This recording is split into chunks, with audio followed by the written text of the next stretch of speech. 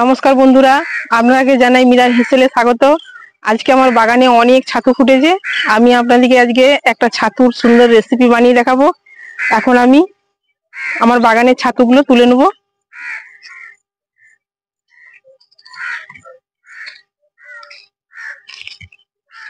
এই দেখুন বন্ধুরা, খুব সুন্দর ছাতু। এগুলোকে ফুরকি ছাতু বলে, ছোট ফুরকি, বালির মধ্যে হয়।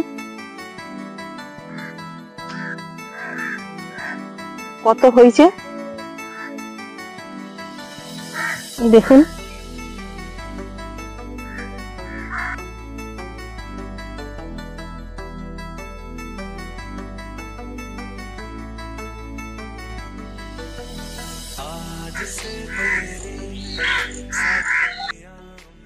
এই দেখুন বন্ধুরা, আমার বাগানের চারিদিকে ছাতু ফুটেছে। এগুলো খেতে খুব টেস্ট।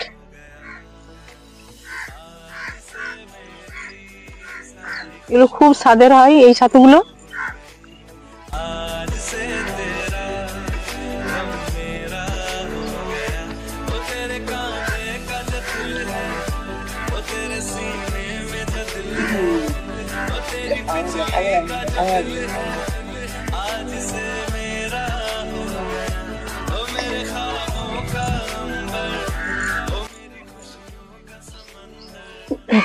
এরপরে আমি এই ফুরকি ছাতুগুলো ভালো করে আমি বেছে নেবো। এই যে মাটিগুলো আছে, মাটিগুলো ছাড়িয়ে নেবো একটু করে। দিয়ে এখানে আমি বাটিতে জল নিয়েছি, এইগুলো জলের মধ্যে আমি দিয়ে দেবো। তাহলে যে মাটিগুলো আছে সেগুলো গলে যাবে। এইভাবে এই দেখুন, আমি ভালো করে ছাতুগুলো বেছে নিয়েছি, বেছে জলে দিয়ে দিয়েছি। জলের মধ্যে, এই ছাতুর মধ্যে যে ধুলোবালি ছিল সেগুলো এই জলের মধ্যে পড়ে গেছে। এরপরে আমি এটা এই ঝুড়িটাতে ভালো করে ধুয়ে নেবো।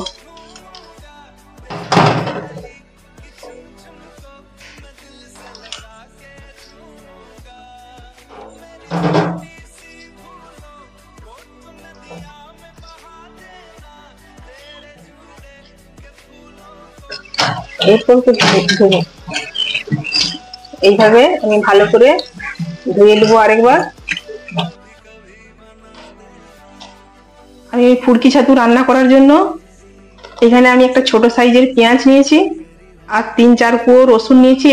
এটাতে আমি বেশি পেঁয়াজ রসুন দেবো না, অল্প দিলে এটার স্বাদ ভালো হয়। আর আমি 2 চামচের মতো কালো সর্ষে নিয়েছি, কয়েকটা কাঁচা লঙ্কা নিয়েছি। এটা একটু ঝাল ঝালি হয়, আপনারা আপনাদের স্বাদ মতো ঝাল দেবেন। দিয়ে আমি এটা মিক্সিতে একটু বেটে নেব।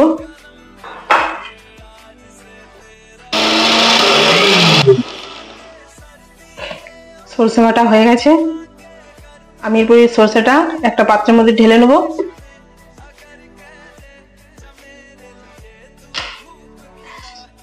এখানে 3-4 কোয়া রসুন নিয়েছি, এটা আমি দিয়ে দিলাম। আর এই যে পেঁয়াজ কুচিটা দিয়ে দিলাম। দিয়ে এটা আমি একটু জাস্ট হালকা করে ঘুরিয়ে নেবো মিক্সিটা।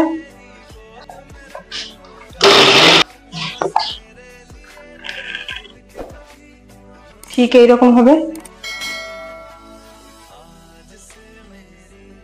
এখানে কড়াই গরম হয়ে গেছে, কড়াই আমি সরষের তেল দিলাম।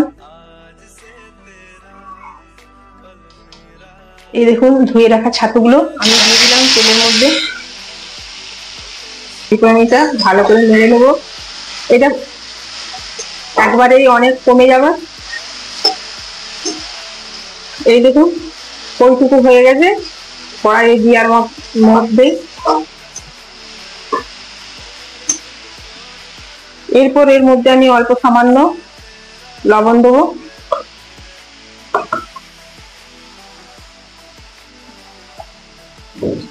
একটু হলুদ গুঁড়ো দেবো,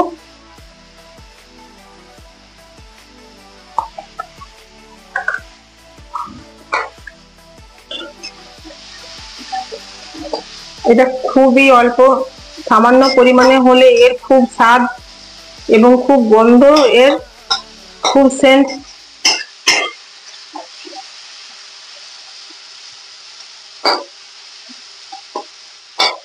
এইভাবে আমি এটা ভেজে নেব। এরপরে আমি এটা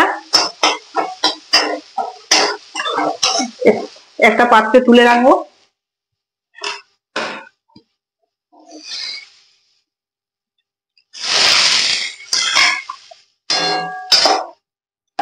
কড়াইয়ের মধ্যে আমি আরেকটুকু তেল দেবো, সরষের তেল।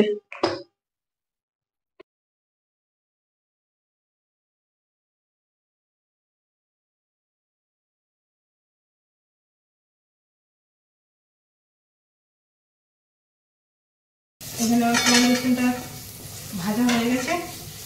আমি এর মধ্যে ছাতুটা দিয়ে দিলাম, ভেজে রাখা ছাতুটা আমি এখানে দিয়ে দিলাম।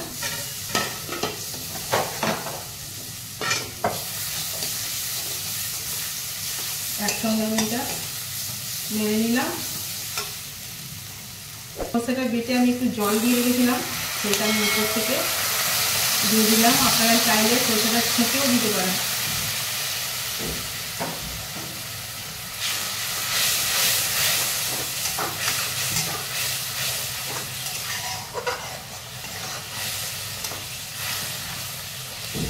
এটা আমরা ছোটো ফুলকপি বলে থাকি, আপনারা কি বলে থাকেন আমাকে কমেন্টে জানাবেন।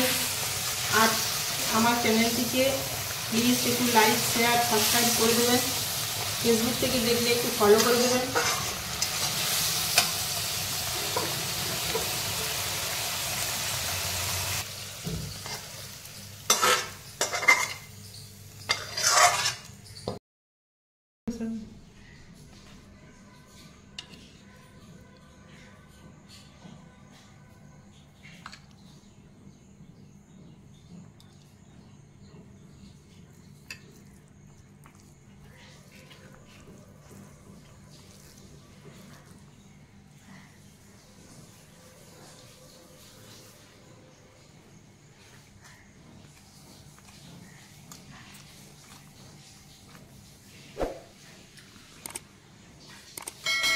সুপার।